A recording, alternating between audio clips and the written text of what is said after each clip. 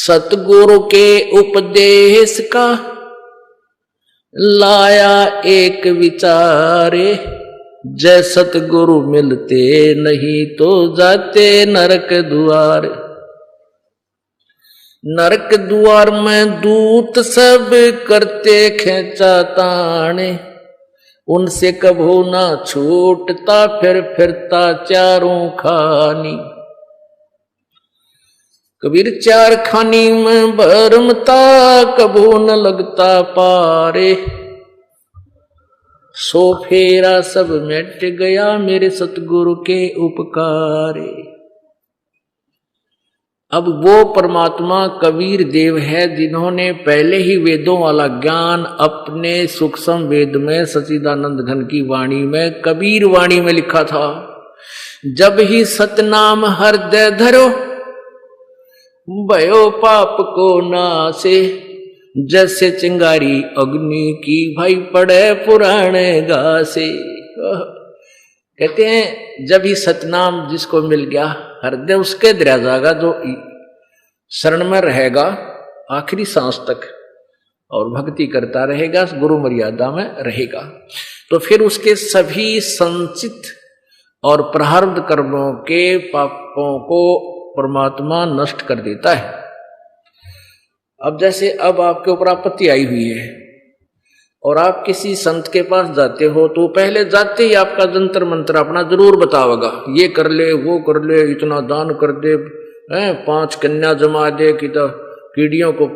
आटा डाल दे, यानी जैसा भी उसके पास मूर्ख बनाने का मैटर है वो आपको जाते बताओगा। फिर कुछ राहत नहीं मिलती तो फिर वहां से आप खिसकोगे, दूसरे के पास जाते हो, फिर तीसरे पे, तो थोड़े बहुत जो विद्वान कहलाते हैं वो लास्ट में अपने जंतर मंत्र करने के बाद कह देते हैं कि ये तुम्हारे प्रारब्ध में लिखा हुआ है, ये समाप्त नहीं हो सकता, ये तो भोगने से ही कटेगा, ये तो भोगना ही पड़ेगा। और आप परमात्मा की भक्ति करते रहो, आगे पाप नहीं होगा, आगे दुख नहीं होगा। अब पुण्यात्माओं कोई दुखी व्यक्ति है, जैसे कांटे वाला उदाहरण आपको दिया, पैर में कांटा लग रहा है और कांटा लग गया और उसको कोई सलाह देता है कांटा तो निकला नहीं, ये तो न्यू का न्यू लगा रहेगा और जूते पैर ले, आगे कांटा नहीं लगेगा। तो कांटा लगे पैर में जूता कभी नहीं पहना जा सकता, ये बट नेचुरल है। महादुखी प्राणी जब तक उसको राहत नहीं मिलेगी वो भगवान की भक्ति कर ही नहीं सकता, उसकी रुचि ना बने, इंटरेस्ट बने को नहीं। तो बुद्धिमान व्यक्ति क्या करते हैं, पहले कांटा निकाल लेगा और कांटा निकाल कर फिर कहेगा बेटा राम ये जूता ना निकालिए नहीं तो फिर कांटा लग जाएगा। तो अब ये कांटे यहां कबीर जी के सच्चे दरबार में निकलेंगे आपके, और फिर आपको बताया जाएगा ये भक्ति करना और नियम भंग मत करना। नियम भंग करने से वो जूता आपके पैर से निकल जाएगा, परमात्मा का जो सहयोग है वो समाप्त हो जाएगा। तो इस डर से आप कभी भी मर्यादा भंग नहीं करोगे। जो दुखी महादुखी प्राणी है उनके लिए वो दुख वरदान बनेगा, क्योंकि वो इस भय से फिर भक्ति नहीं छोड़ेंगे, नियम नहीं तोड़ेंगे, ये भगवान कहीं फिर वो आपत्ति हमारे ऊपर ना आ जाए। और जो जैसे कुछ पिछले पुण्यकर्मी प्राणी हैं और वो चलो प्रेरित होकर के किसी के सुनने से पुण्यों के प्रभाव से यहाँ सत्संग में आ जाते हैं, नाम भी ले लेते हैं, उन पर पहले ही ऐसी आपत्ति नहीं थी और आगे भी 1-2 वर्ष 3 वर्ष वो सत्संग आते रहते हैं और फिर तो आपत्ति आनी ही नहीं। तो वो कुछ दिनों में ये सोच बैठते हैं कि जैसे यहां आते हैं, यहां मर्यादा में रहना अति आवश्यक है, यहां एक रिहर्सल करनी है परमात्मा से मिलने की। और जब हम परमात्मा के पास जाएंगे तो हम कैसे हमारे विचार हों, कैसी अंदर से निष्कपटता हो जिससे वो हमें स्वीकार करेगा, क्योंकि वो तो अंतर्यामी है। तो गुरु जी को परमात्मा मान के हमने यहां रिहर्सल करनी है कि गुरु जी के सामने जब हम जावें कति क्लियर प्योर हेरिटेड होना चाहिए, ना तो झूठ कपट मन में हो, ना कोई बकवाद हो। जैसे आपका कोई मान ले गलती करते हो, जैसे आपने बताया कि जी ऐसे ऐसे दिक्कत होगी, तो दास ये पूछेगा कि आपका नाम खंड हुआ है, आपने कोई गलती की, यदि आप छुपा जाते हो तो आप वहां भी छुपाओगे परमात्मा के दरबार में भी, फिर वहां से आप को रिजेक्ट कर देगा भगवान ऑटोमेटिकली। तो नहीं छुपाना चाहिए। तो कई कहते हैं गुरुजी तो डांट मार देते हैं। देखो ये दास कोई शौक नहीं आपको, यानी ये कहने डांट क्या मार, ये धमकाना पड़ता है भाई देखो भक्ति करनी है तो ढंग से कर, ना बेसिक मत आया कर, क्यों परमात्मा का सहारा मिला नहीं, फिर आपत्ति आ जाएगी, तेरे घर में हानि होगी। हमारे अन्य श्रद्धालु सोचेंगे ये नाम भी ले रहा था इसके फिर भी दुख हो रहे हैं, तो तू ओरा न भी लेकर डूबेगा, इसलिए यहां मत आया करे। और आवे तो भाई आगे बुराई करना मत। तो उसने चाहिए कि अपनी सच्ची बता दे जी हाँ गलती होगी, उसको तुरंत सहयोग मिलेगा, दोबारा उपदेश दे दिया जाएगा, क्योंकि डिस्कनेक्ट कनेक्शन हो जाने के बाद पावर नहीं आती घर पे, तो वो कनेक्शन फिर जुड़वाना पड़ेगा आपने। तो यहां आए हो गलती हो भी जाती है, क्योंकि आप एकदम एक नए मार्ग पर चलते हो और पूरा परिवार जो है उसमें किसी दूसरे उस पहले वाले घिसे पट्टे मार्ग से चल रहा है, तो हो सकता है वो बाधक भी बन जाते हैं, कुछ मर्यादा भंग कराने की चेष्टा भी हो जाती है किसी भी कारण से। अगर कोई आपका मर्यादा भंग हो जाती है तो तुरंत उसका नाम दोबारा ले और आगे नहीं करनी, फिर बार बार एक हैबिचुअल नहीं बनना इस बात का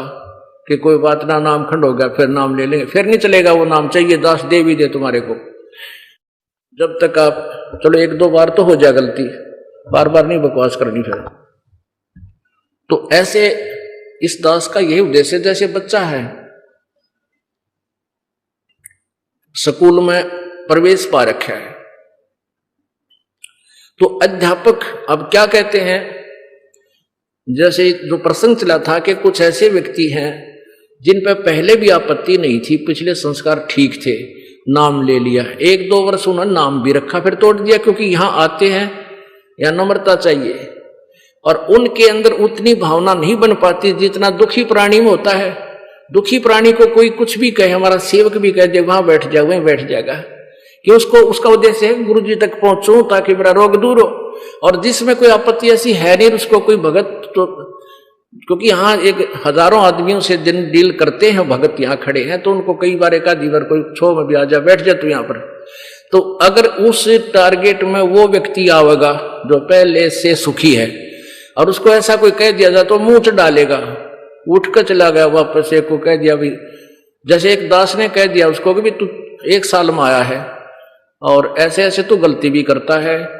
तो संदेशा भिजवा दिया कि उसको या तो वापस चला जा नहीं अपने सुधार करके आओ टाइम पर, तो उठ कर चले गया, छोड़ दिया नाम। अब क्या ऐसे ही एक दो और भी बहुत से नालायक किसी कारण से अपनी और कमजोरियों के कारण वो नाम छोड़कर चले गए, पहले भी सुखी थे। तो उनके साथ क्या होगा, जैसे उनके पहले भी पुण्य अच्छे थे और अब 2-3 वर्ष उन्होंने सत साधना करके और कमाई जोड़ ली और अब नाम छोड़ दिया। अब वो क्या कहते हैं कि कुछ ना दरिया कितना है, हम पहले भी मौज थी, नाम लिए पाछा हमने कोई विशेष लाभ नहीं हुआ और अब भी हम सुखी हैं, 4 साल हो गए नाम छोड़ दिया, अब हमें कोई आपत्ति का सामना नहीं करना पड़ता। खूब शराब भी पीने लग गए, ताश भी खेल रहे हैं वो लोग, और भी बकवाद करें और भक्ति भी कर लेते हैं वो जैसी पहले करते थे। अब उनका क्या होगा कि जैसे पहले पूर्व जन्म के बैटरी भी चार्ज थी और 2-3 वर्ष उनका चार्जर फिर लग गया, वो और थोड़ी सी चार्ज होगी। अब जब तक ये पुण्य उसके 3 वर्ष वाले पुण्य चलेंगे,